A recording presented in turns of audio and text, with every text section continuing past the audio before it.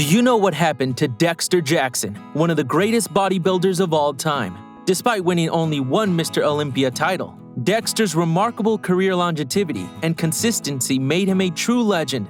Unlike his peers, Dexter focused on his strengths, such as aesthetics, muscle bellies, shape, and conditioning, rather than chasing size at all costs. This approach contributed to his success and enabled him to downsize gracefully after retirement, still looking amazing in his 60s. So, what's Dexter's secret to success? Find out now. Dexter is undeniably one of the greatest bodybuilders of all time, despite having won only one Mr. Olympia title. This is not a criticism, but a testament to his remarkable career longevity and consistency.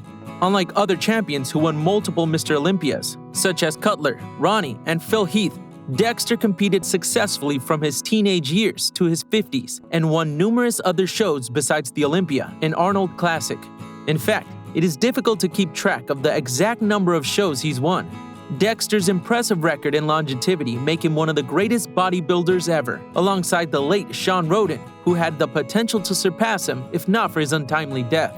One of Dexter's greatest achievements is that he never succumbed to the temptation of chasing size at all costs. Unlike most of his peers, he focused on his strengths, such as his aesthetics, muscle bellies, shape, and conditioning, and was known as the Blade for his shredded physique. By refusing to play the size game, Dexter was able to downsize gracefully after his career ended, and still looks amazing in his 60s. No other retired bodybuilder can match his post-career appearance and accomplishments. Dexter's exceptional genetics also contributed to his success, but he also avoided damaging his health by being strategic and smart in his approach to bodybuilding. While many of his contemporaries thought he was finished or couldn't compete with them because he wasn't getting bigger, Dexter proved them wrong by outlasting and outshining them. In fact, many bodybuilders who chased size suffered heart problems or died prematurely, whereas Dexter remained healthy and thriving. He was the only bodybuilder who didn't change his size and stuck to what worked for him without trying to push the envelope. This makes him a true legend in the sport. Throughout the years, many individuals, especially men, strive to increase their muscle mass, believing that it is the key to becoming a better bodybuilder. However, this mentality is flawed, since, in reality, it leads to distended stomachs and bigger waistlines. Many people fail to realize that wearing waist trainers or belts and restricting their diets cannot prevent their waists from expanding. Moreover, lifting heavy weights, which puts tremendous pressure on the core, can result in a thicker and more muscular waist to support the load. Consequently, the idea that bodybuilders must become bigger to win competitions is misleading, as judges focus on factors such as conditioning, structure, and muscle bellies. Therefore, increasing muscle mass by 10 more pounds will not guarantee a win, and the judges may not even remember the competitors given the number of individuals they assess. Let's return to the topic of Dexter, as I digressed a bit. What I meant to say is that Dexter's approach was commendable. He did not focus on building size, but instead remained faithful to what was successful when he was winning, and gradually improved his physique. He made incremental progress by refining his shape, conditioning, and muscle maturity over time, which is a slow process. This emphasizes the importance of being patient, as rushing to achieve one's goals or trying to gain a lot of sizes quickly is never a good strategy in bodybuilding. In fact, it often results in a shortened career. Bodybuilders such as Kevin Levrone, Chris Comer, Sean Ray, and Milo Sarcev also paced themselves, taking several months off each year.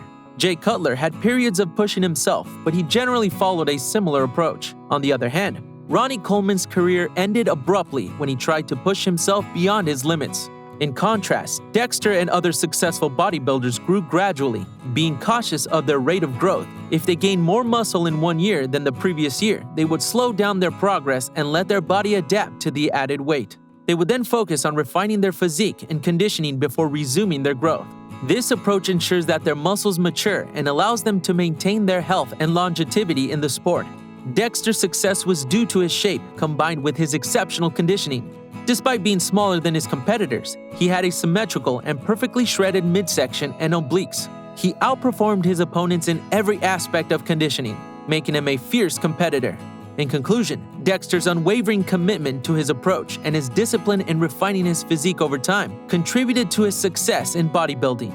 On stage, the man's physique was like an autonomy chart come to life. His arms, delts, pecs, legs, and back were all adorned with impressive attachments that anyone would pay a fortune to have. Although his arms may not have measured as large, the way his triceps and biceps attached, the separation, the way his delts were carved into his pecs, and the pec striations made them appear massive. His lower body had cross striations on his feathered quads and separation in his hips and quads. When he turned around, it was evident that he had incredible shredded glutes, with dug-out hams and decent calves. Overall, his body was impressive, asymmetrical, and looked picture-perfect when peaked on stage with a tan and under lights. Witnessing his win at the 2008 Mr. Olympia was an honor, although some dispute the controversial nature of it. As he approached the end of his career, Dexter's legs began to lose size and fullness, which seemed to be a common problem for aging bodybuilders. However, Dexter never had to do much cardio to prepare for shows, and he often joked around with the other competitors about how much cardio he was doing. He liked to play games and was known for his sense of humor, cracking jokes, and being silly. Despite his genetics, he knew how essential it was to maintain a good appearance in the off-season, and he always managed to look soft but muscular, never fat. I recall attending expos and trade shows where I would see Dexter, whose muscles always appeared round and full, giving him a jacked look regardless of the off-season. However, when he prepared for contests, it seemed like he actually grew in size. Although I have no proof, I suspect that Dexter gained weight during his preparation rather than losing it. I doubt that he frequently had to lose weight to get in shape, and he probably gained weight 9 times out of 10. Despite this, he remained in good health due to his serious commitment to taking care of his body. In fact, he hardly ever got injured, and the only significant injury that people know of was a bicep tear that he likely sustained due to a bad spot injection. Dexter was disciplined about his diet and supplements, preferring to consume protein powders, creatine, pre-workouts, and amino acids year-round. He also trained intelligently, which helped him avoid injuries. If you're interested in purchasing the supplements that Dexter endorsed throughout his career.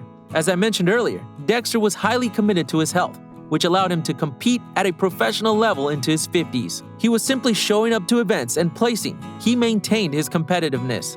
This is a testament to his healthy approach to bodybuilding, which we are discussing now. Dexter's transformation from a professional open bodybuilder to his current appearance is remarkable. His facial skin texture, tone, and eye color suggest that he hasn't abused drugs to maintain his physique. While he may not resemble his bodybuilding persona, he still maintains a solid foundation of muscle. His appearance also indicates that he is likely only on TRT to maintain his testosterone levels rather than pushing his body to extreme limits. Dexter's approach to training is another sign of his careful approach to his health. He doesn't try to break records or maintain the same intensity as he did in his competitive years. Rather, he trains smartly with slow, controlled repetitions. Dexter's dedication to his health and well-being is evident in his transition from a competitive bodybuilder to his current appearance. This approach to health is one that other retired bodybuilders should follow, rather than trying to maintain the same level of intensity and physicality. Dexter, if you're planning to retire, consider taking a cue from Dexter Jackson. Observe and learn from his approach and try to emulate his strategies. Personally, I have received valuable insights from Dexter Jackson, especially on how to maintain physical fitness and wellness throughout a bodybuilding career and beyond. As we wrap up this video on Dexter Jackson, it's clear that his approach to bodybuilding is commendable and worth emulating. Dexter's success wasn't just due to his exceptional genetics, but also to his careful and strategic approach to his health and well-being. By focusing on his strengths and avoiding the temptation of chasing size, Dexter was able to maintain his competitiveness and longevity in the sport, unlike many of his peers who suffered health problems or died prematurely.